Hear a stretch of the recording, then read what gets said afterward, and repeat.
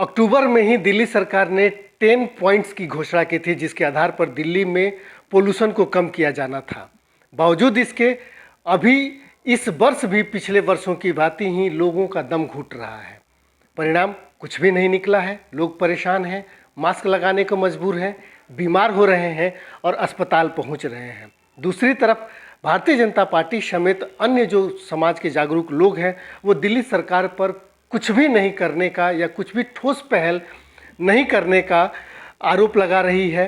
आज हमारे साथ हैं उत्तर पूर्वी जिला भाजपा युवा मोर्चा कोषाध्यक्ष प्रिंस अग्रवाल जी। इनसे बात करते हैं कि किस तरीके से दिल्ली में पोल्यूशन को कम करने की जो सरकार ने पहल की थी उसमें कितना वह सफल रही, क्या सरकार ने कुछ किया या फिर सिर्फ एक विज्ञापन और एक शोर मचाने की ही कोशिश थी। बनी हुई है प्रदूषण, वो चाहे हवा का हो, वो प्रदूषण भी ऐसे ही है। पानी भी की भी यही स्थिति है। नदी और यमुना को हमने अभी हाल में देखा।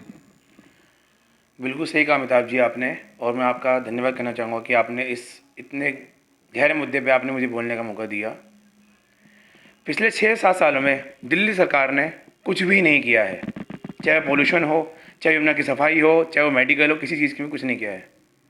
बताएं मुख्यमंत्री जी, पहली बात तो मुख्यमंत्री नहीं, विज्ञापन मंत्री हैं, झूठे लाल हैं। पता है क्या किया ना 6-7 सालों में दिल्ली के लिए क्या किया है? सुबह सुबह लाल बत्ती बच्चों को खड़ा कर देते हैं, अब तख्तियाँ लेके अपनी शक्ल दिखाते दिल्ली को। उन बच्चों को पढ़ना चाहिए, एजुकेशन मिलनी चाहिए, लैपटॉप में बैठ के ऑनलाइन पढ़ाई करें, वो नहीं, बस तख्ते के लिए खड़े कर दिए हैं, टॉयलेट ऑन गाड़ी ऑफ, बड़े बड़े पोस्टर लगा दिए हैं, पोल्यूशन के विरुद्ध युद्ध। इनसे क्या पोल्यूशन कम होगा? हमेशा सुप्रीम कोर्ट की फटकार के बाद ये चीज़ें याद क्यों आती हैं? उससे पहले सो जाते हैं। हर चीज़ के लिए पड़ोसी स्टेटों को, सेंटर को, दूसरों को ही दोषी ठहराते हैं।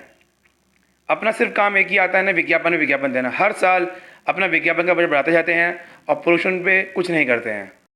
दिवाली के बाद से पोल्यूशन बढ़ गया है। पराली के लिए कहते हैं कि कहीं पंजाब जिम्मेदार है, कभी हरियाणा जिम्मेदार है। अब की बार उन्होंने पंजाब का नाम नहीं लिया क्योंकि पंजाब इलेक्शन है, हमारी जनता की वोट चाहिए इन्हें। अब के हरियाणा का नाम कर दिया इन्होंने। हर चीज़ में ये और ही लोगों को और ही सेंटर को या अदर स्टेट को जिम्मेदार ठहराते हैं। अब इनके पास नया ऑप्शन आया है कि दिल्ली को हम लॉकडाउन कर दें। क्या लॉकडाउन कोई संविधान है चीज़ का? वैसी देश की अर्थव्यवस्था खराब है और जाके इनको जीरो कर दें। अभी मुश्किल से स्कूल खुले 2 साल के बाद, अब इन्होंने कहा स्कूल बंद कर दो, सरकारी ऑफिस बंद कर दो। अरे सरकारी ऑफिस में लोगों जितने काम है वो सब काम फिर ठप हो जाएंगे।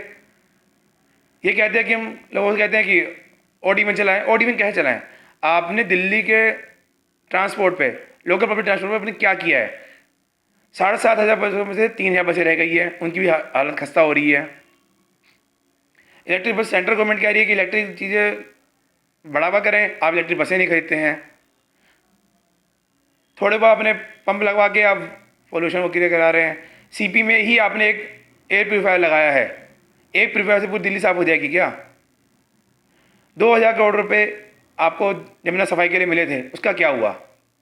इतना झाग आ रहा है उसमें यमुना में, क्या किया आपने? अपन कुछ लोग ने भेज के, टैंकर भेज के आपसे कह रहे हैं कि पोल्यूशन कम हो जाएगा यमुना का। ऐसे पोल्यूशन कम होता है क्या? आपने बोल दिया यूपी में पानी गंदा आ रहा है, आपने बोल दिया कि हरियाणा से पानी गंदा आ रहा है। नरेला ड्रेन जाके देखिए क्या हालत है उसकी। सारे दिल्ली के इंडस्ट्री के सारा गंदा पानी यमुना में गिरता है। आप हमेशा हिंदुओं को टारगेट क्यों करते हैं? आपसे अपना कुछ क्यों नहीं होता है? अब आप कह रहे हैं उनको फटकार के बाद कि दिल्ली को लॉकडाउन कर दूं, सेंटर देखे चीज़ को। अगर सेंटर को काम करना, आप किस लिए वो करते हैं? अब सर पे चुनाव आ रहे हैं तो आप उठ के और स्टेट में भाग रहे। दिल्ली की हस्तक्षेप कर दिया आपने। कभी कहते हैं पेरिस बनाएंगे, कभी कहते हैं लंदन बनाएंगे। आज एक नई स्पीच दे दी आपने, दिल्ली को हम सिंगापुर बनाएंगे। पिछले 7 सालों में आपने सिर्फ 450 करीब लोगों को जॉब दी हैं। अब क्या सिंगापुर की तरह सबको कैपिटल इनकम दे देंगे? कैसे दे देंगे आप? आपसे कुछ नहीं होता है विज्ञापन के अलावा। संज्ञान लीजिए। दिल्ली के आप कहते हैं मैं बेटा हूँ, कभी कहते दिल्ली के मालिक हूँ। अब है क्या दिल्ली के? आप कुछ नहीं है दिल्ली के। जनता को बेवकूफ़ बना रहे हैं।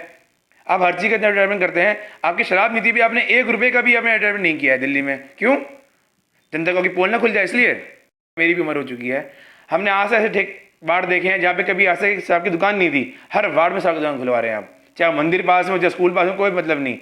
चाहे पब्लिक मार्केट पास में हो, कोई मतलब नहीं। बस आओ दारू पियो। टाइमिंग आपने और बढ़ा दी है, सुबह 3 बजे दारू पियो। कितना क्राइम दिल्ली में बढ़ जाएगा? उसके लिए क्या कहेंगे? सेंटर जिम्मेदार है। वैक्सीन देंगे तो मोदी जी देंगे, ऑक्सीजन देंगे तो मोदी जी देंगे, हेल्थ इंफ्रास्ट्रक्चर को तो सेंट्रल गवर्नमेंट करेगी। आप है आपने एनजीओ बनाई थी लोगों की मदद के लिए, आपने घुमाते घुमाते उसको बना दिया आपने पार्टी। अब वो शोटो भग रहे हैं आप कि मैं पंजाब को ऐसा बना दूंगा, मतलब पूरे देश को बट्टा खराब कर देंगे आप। अब आप डांट पड़ने के बाद सुप्रीम कोर्ट की आप कह रहे 1000 बजे किराए पे ले रहा हूँ। जो इतना पैसा रिवेन्यू आता है दिल्ली का, कहाँ जाता है वो? सिर्फ एडवर्टाइजमेंट पे, विज्ञापन मंत्री के ऊपर। उड़ती दिल्ली बना रहे हैं आप, उड़ता पंजाब की तो दिल्ली बना रहे हैं आप। ये थे प्रिंस अग्रवाल, जिनको सीधा सुना आपने, इनके सवालों को सुना, इनके अंदर जो रोष है दिल्ली के लोग जिसको लेकर के, जितनी समस्याओं को लेकर के परेशान हैं, पोल्यूशन को लेकर के, यमुना नदी की को लेकर के, शराब पे की जो नई नीति आई है उसके तहत जो दुकानें खोली जा रही हैं उसको लेकर के एक अंदर रोष है लोगों के। और ये सिर्फ न प्रिंस अग्रवाल के अंदर बल्कि अनेकों ऐसे लोग हैं, शायद हज़ारों की संख्या, लाखों की संख्या में ये लोग हो सकते हैं जो सीधे सरकार से सवाल कर रहे हैं। और सरकार अपने रास्ते अपनी मर्जी से चल रही है, लोगों को क्या उम्मीदें हैं, लोग क्या चाहते हैं, इससे शायद सरकार को कोई लेना देना नहीं है।